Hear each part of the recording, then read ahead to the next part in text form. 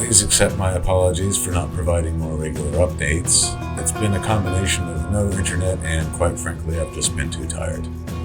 All I can say about Monday is that it was brutal, and it took just under 9 hours. And it wasn't helped by the fact that our shuttle was having to pick up some other hikers. We ended up starting at least 30 minutes late. Now, that doesn't sound like a lot, but it means more time in the sun. Put our backpacks on. Morning, everyone. And according to our first flash of the day, the red and white sign, this says 6 hours 30 to our refuge tonight, but the book says 8 hours. As they say, onwards and upwards. The morning hike was okay, but the afternoon was mostly scrambling. I can't think of any suitable adjectives, but it was a bugger.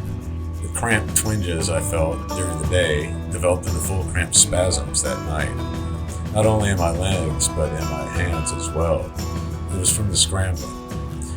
Even though I was in bed soon after 8 p.m., I didn't get much sleep. Derek blames this on the twitching giant he was sharing the tent with. I blame it on the snoring and the weak bladder of my tent mate. At the end of the hike, this is the hut that we were met by the chef of the refuge, and fortunately there was a tent already erected for us. My first question is, where can I get a beer? And he said, you get those down in the forest, so you have to make your way down to that area, that green area, and then those buildings down there are the toilets and the douches. Today was hard. Derek, how you feeling? I've run a few marathons and climbed a few mountains in my life, but that was the hardest day I've had. Yeah. And it really was. Took it out of us, didn't it? Yeah. High, and then some of the boulders and the scrambling, which was, it was low grade climbing, but because we got heavy packs on, it made it even more difficult. Yeah. When you think how long we were at it, sort of about almost 8 hours on the road, and it was, I feel pretty exhausted now. Yeah. Tomorrow, onwards and upwards over that. Ta-da! Bye now.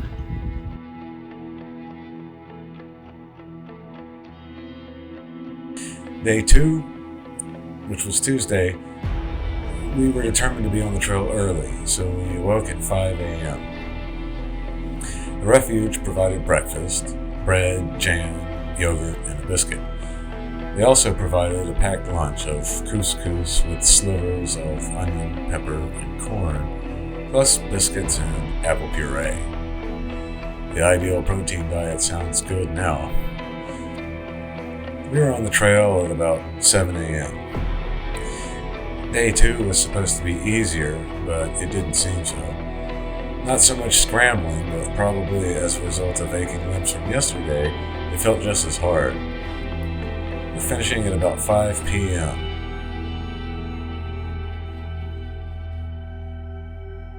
A big bonus at the refuge, I managed to get the chief to give us 1 tent each.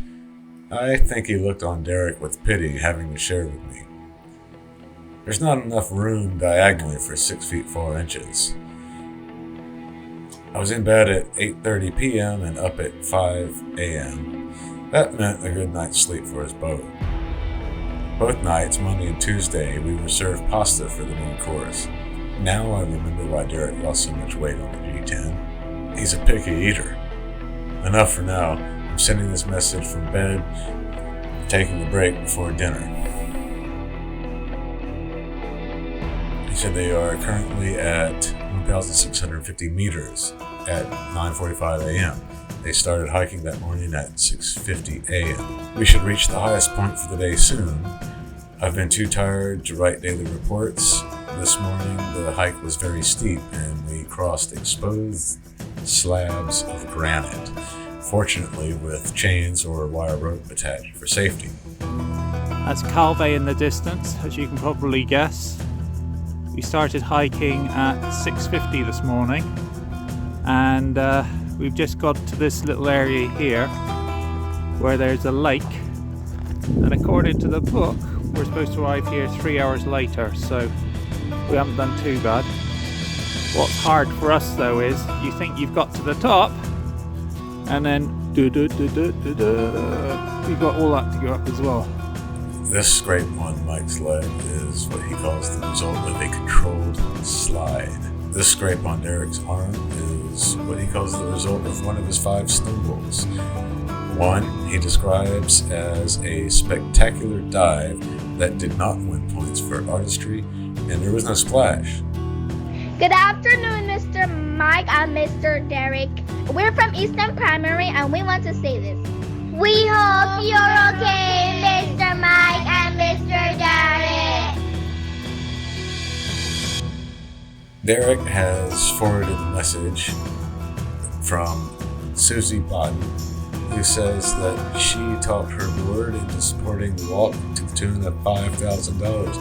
Excellent work. Thank you so much for that. Jubilate needs every penny. Let's keep the momentum going. Let's move the needle further. And let's really make a difference for these children in the Cayman Islands.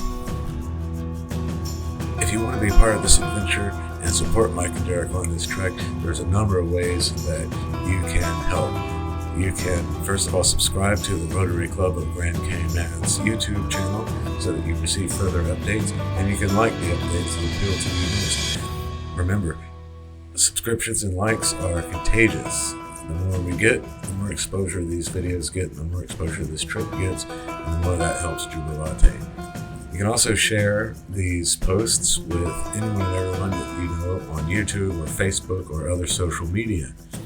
And finally, the most helpful thing you can do is to support Jubilate. All funds donated go straight to Jubilate 100%.